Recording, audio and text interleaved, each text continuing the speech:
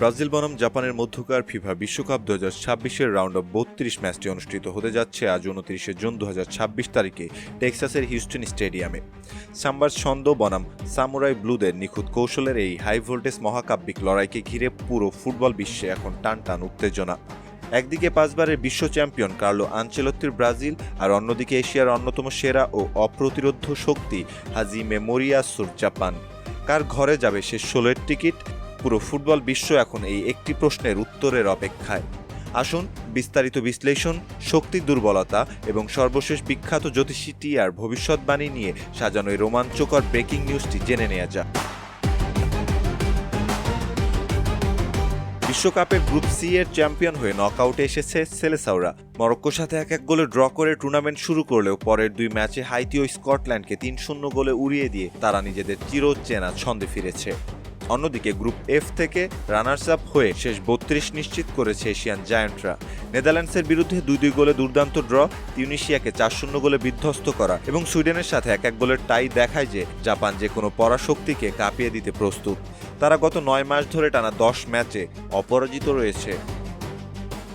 ম্যাচটিতে কে জিতবে তা বুঝতে আমাদের দুই দলের গভীর শক্তির জায়গা ও দুর্বলতাগুলো বিশ্লেষণ করতে হবে।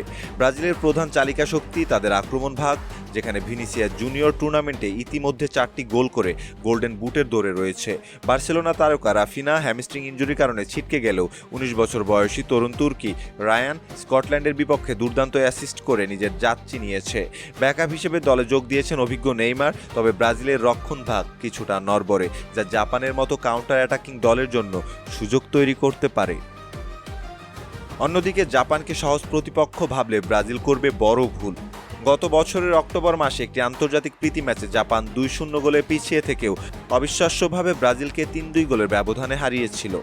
আয়াসে উয়েদা ও দাইসি কামাদার আক্রমণাত্মক ফুটবল ব্রাজিলের ডিফেন্সের জন্য বড় মাথা ব্যথার কারণ হবে।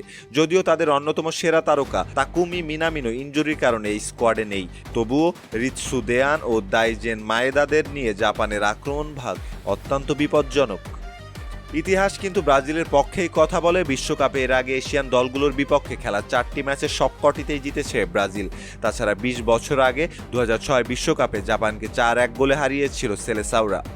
অপটাস সুপার কম্পিউটারের প্রেডিকশন অনুসারে এই ম্যাচে ব্রাজিলের জয়ের সম্ভাবনা 60%, পক্ষান্তরে জাপানের জয়ের সম্ভাবনা 30%। ম্যাচটি অতিরিক্ত সময়ে বা টাই ব্রেকারে যাওয়ার সম্ভাবনা রয়েছে 10%। ফুটবল বিশ্বের সব গাণিতিক হিসাব নিকাশ আর সুপার কম্পিউটারের প্রেডিকশন যখন একদিকে, তখন ভক্তদের উত্তেজনাকে শতগুণ বাড়িয়ে দিতে হাজির জনপ্রিয় জ্যোতিষী টিয়া খালেসি। খাঁচার সামনে যখন ব্রাজিল এবং জাপানের দুটি পতাকা রাখা হলো, প্রথমে সে ব্রাজিলের সবুজ হলুদ পতাকার দিকে ডানা ঝাপটি 1 পা বাড়ালো, যেন সাম্বার ছন্দ তাকে আকর্ষণ করছে। ঠিক তখনই হিস্টনের স্টেডিয়ামের মতো এখানেও নাটকীয় মোড় নিল। টিয়া পাখিটি হঠাৎ করে ঘুরে দাঁড়ালো এবং অত্যন্ত দৃঢ়তার সাথে জাপানের লাল সাদা পতাকার উপর গিয়ে বসলো এবং ঠোঁট দিয়ে জাপানের পতাকাটি তুলে নিল। তবে কি আজ ফুটবল বিশ্ব আরও একটি ঐতিহাসিক মহাকাব্যিক আপসেট বা চমক দেখতে চলেছে? 5 বারের বিশ্ব চ্যাম্পিয়ন ব্রাজিলকে কাঁদিয়ে টাই ব্রেকারে বা ম্যাচের শেষ মুহূর্তে নাটকীয় গোলে কি জাপান জিতবে? দর্শক, আপনি জানিয়ে দিতে পারেন আপনার মতামত। সময় দিয়ে সাথে থাকার জন্য অসংখ্য ধন্যবাদ।